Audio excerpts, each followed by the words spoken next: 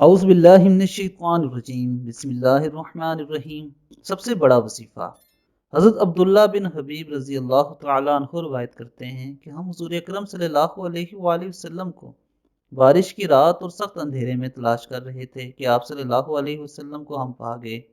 آپ صلی اللہ علیہ وآلہ وسلم نے فرمایا، 3 بار قل هو اللہ احد اور 3 بار قل اعوذ برب الفلق اور 3 مرتبہ قل اعوذ برب الناس صبح و شام پڑھ لیا کرو، یہ تمہارے لیے ہر شے سے کافی ہو جائے گا۔